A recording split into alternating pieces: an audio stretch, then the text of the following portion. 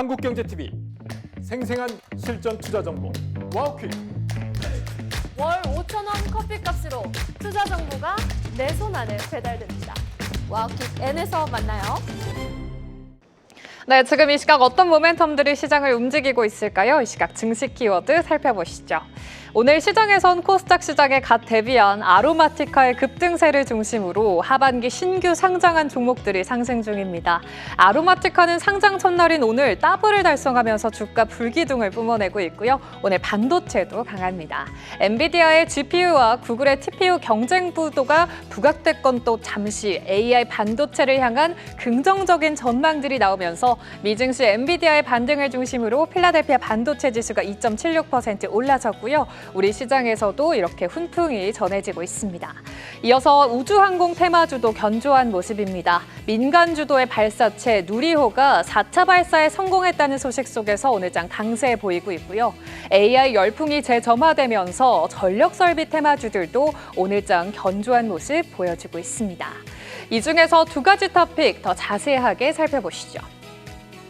먼저 오늘 아침에 다들 이 소식으로 기분 좋게 하루를 시작하셨을 것 같은데요. 한국형 발사체 누리호가 4번째 발사에 성공했습니다. 이번 발사는 우리나라 우주개발 체계가 본격적으로 민간 주도로 전환된 첫 번째 사례라는 점에서 시장에 관심이 쏠리고 있습니다.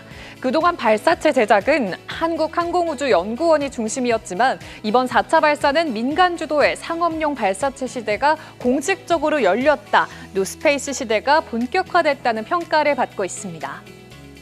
이 누리호의 흐름을 보면 1차 발사에서는 국내 기술 기반을 마련했고 2차에서는 한국의 첫 자력 궤도 투입이 이뤄졌습니다. 3차부터는 민간 위성의 실전 임무가 시작됐고요. 4차에서는 이렇게 제작 총괄까지 완전히 민간으로 넘어오는 변화가 나타났습니다. 뉴스페이스 시대, 즉 상업 발사 서비스 경쟁력이 확보되는 구간으로 평가를 해볼 수가 있겠죠. 그리고 이어서 시청자분들께서 가장 궁금하실 부분이 바로 이 공급망일 텐데요. 누리호 4차 발사의 주요 공급 체인을 확인해 보시면 이번 제작에는 한화 에어로스페이스가 체계 종합을 맡았고요. 발사 운용과 관제는 HD 현대중공업이 참여했습니다. 이 밖에도 한국항공우주와 세트레가이, 한화시스템 등 주요 우주 기업들도 부품과 탑재체 공급에 참여하면서 공급망이 민간 중심으로 재편되는 모습 확인됐습니다.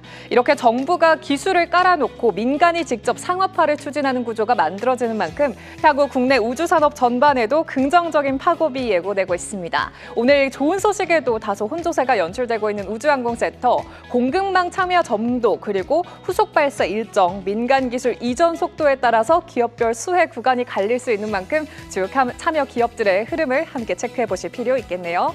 이어서 IPO 시장 소식도 확인해 볼까요? 이번 달 코스닥 시장에 입성한 새내기주들이 강하게 출발을 하면서 연말 IPO 시장 분위기가 빠르게 달아오르고 있습니다. 이달 상장한 많은 종목들이 공모가에 대비해서 2배 이상으로 오르는 이른바 더블을 기록했는데요. 오늘도 상장한 아로마티카가 장 초반 바로 더블에 성공을 하면서 투자자분들의 관심이 다시 공모주 시장으로 쏠리고 있습니다. 11월에 증시에 입성한 새내기주들의 상장 당일 상승률을 체크해 볼까요? 먼저 지난 3일에 상장을 마친 노타가 240%, 이어서 데뷔한 이노테크라든지 큐리오시스는 무려 300% 상승 제한폭까지 주가를 끌어올렸습니다. 이렇게 대부분의 종목들이 강세를 보이면서 공모시장 전반에 훈풍을 불어넣는 분위기인데요. 이제 관심은 연말과 내년 연초 시장에 등장할 대형 IPO 후보들로 옮겨가고 있습니다.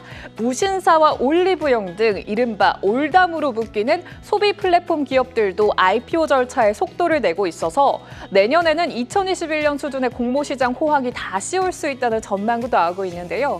특히 무신사 같은 경우에는 기업 가치가 최대 10조 원까지 수준으로 평가를 받을 수 있다는 기대 속에서 향후 글로벌 시장 진출을 가속화할 수 있을지 주목받고 있고요.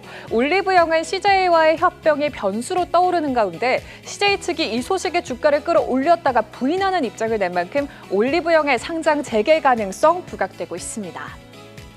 다만 인기 공모주라고 해서 무조건 안전한 것은 아닌 만큼 투자 전략에 확인해봐야 할 공시 내용들도 몇 가지 있는데요. 먼저 기존 주주가 상장 과정에서 보유 지분을 얼마나 파는지, 즉 구주 매출 비중입니다. 너무 높으면 상장 후에 주가에 부담이 될 수 있고요. 또 상장 직후에 유통 가능 물량이 전체 주식의 40% 안팎이면 단기 매물 부담이 커질 수 있다는 점 참고해 보셔야겠습니다. 또 기관 투자자가 의무 보유 확약을 했는지 이 여부를 확인해 보셔야겠는데요. 이 확약 물량이 많을수록 상장 후에 주가 안정성이 높아진다는 점 주목해 보셔야겠습니다. 향후 청약 일정과 기관 수요 예측 결과를 함께 체크해 보시면서 차분하게 흐름 확인하실 필요가 있을 것 같은데요.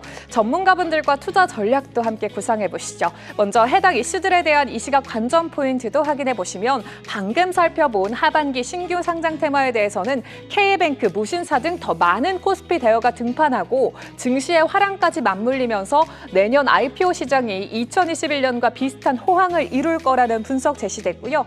이어서 우주항공 섹터에 대해서 LS증권은 이번 4차 발사를 시작으로 5차 발사부터는 초소형 위성이 탑재가 되면서 한화 에어로스페이스가 초소형 발사체 운용 노하우를 본격적으로 확보하게 될 거라며 이는 방위산업 전반에서 수요가 빠르게 늘고 있는 이 초소형 위성 분야의 대응력 강화로 이어질 수 있다고 언급했고요. 또 방산에서 위성의 활용성이 확대되면 한화 에어로스페이스의 발사체, 한화 시스템의 초소형 위성, 세트레가이의 중대형 위성과 관제 서비스까지 연결되는 턴키 수주도 기대할 수 있다고 짚어낸 점 특징적이었습니다. 이렇게 이 시각 증시 키워드 확인해봤습니다.